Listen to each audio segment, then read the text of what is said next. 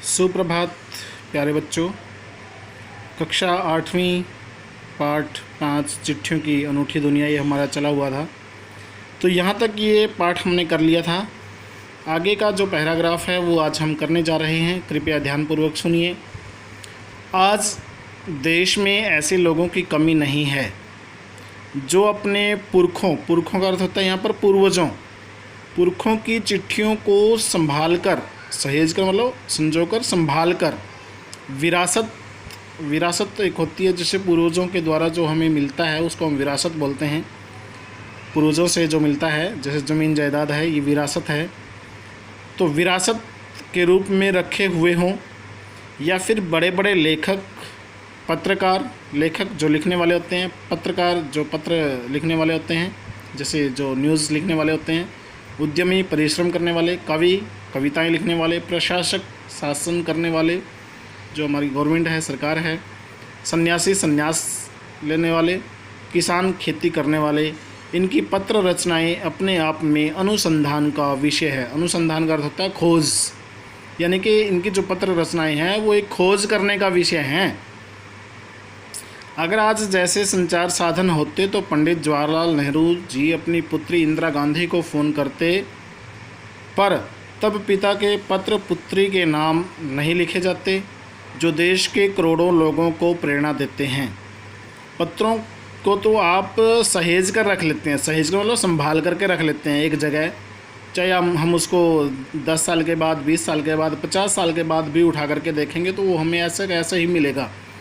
लेकिन एसएमएस जिसको हम शॉर्ट मैसेज सर्विसेज यानी कि लघु संदेश सेवा जिनको बोलते हैं, ऐसे संदेशों को आप जल्दी ही भूल जाते हैं।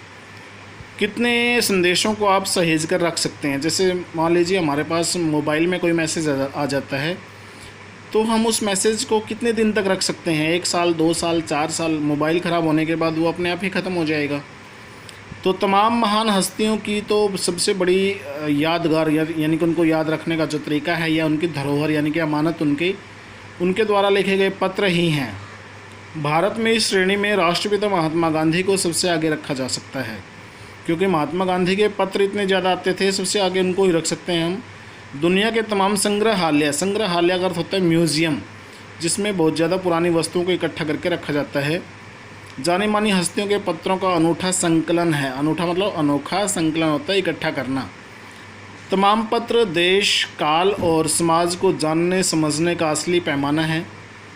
भारत में आज़ादी के पहले महासंग्राम के दिनों में जो कुछ अंग्रेज़ अफसरों ने अपने परिवारजनों को पत्र में लिखे वे आगे चलकर बहुत महत्व की पुस्तक तक बन गए। यानी कि अंग्रेज़ों ने जो अपने परिवार वाले लोगों को लिखा था तो वही पत्र जो लिखे थे वो पत्र आगे चल करके क्या बन गए, एक पुस्तक का रूप उन्होंने धारण कर लिया।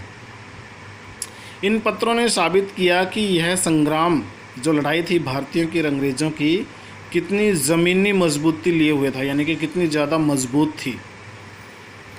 आगे है, महात्मा गांधी के पास दुनिया भर से तमाम पत्र केवल महात्मा गांधी इंडिया के नाम से लिखे आते। पूरे संसार से, पूरी दुनिया से महात्मा गांधी के नाम पत्र आते थे। चाहे महात्मा गांधी भारत देश के किसी भी कोने में हो, पत्र वहीं पर पहुंच जाता था। क्योंकि नाम होता था महात्मा गांधी इंडिया। इस नाम से पत्र जब आता था तो महात्मा गांधी चाहे दुनिया के किसी भी कोने में है, संसार इस देश के किसी भी कोने में है, तो वहीं उनके पास वो पत्र था जो वो पहुंच जाता था। तो वे जहाँ भी रहते थे वहाँ तक पहुँच जाते थे।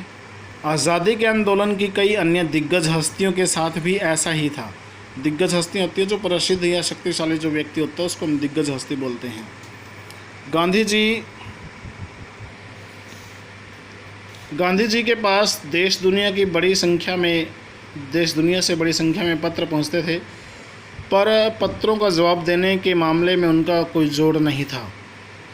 कहा जाता है कि जैसे ही उन्हें पत्र मिलता उसी समय वे उसका जवाब भी लिख देते थे। अपने हाथों से ही ज़्यादातर पत्रों का जवाब देते थे। जब लिखते लिखते उनका दाहिना हाथ दर्द करने लगता था तो वे बाएं हाथ से लिखने में जुट जाते थे।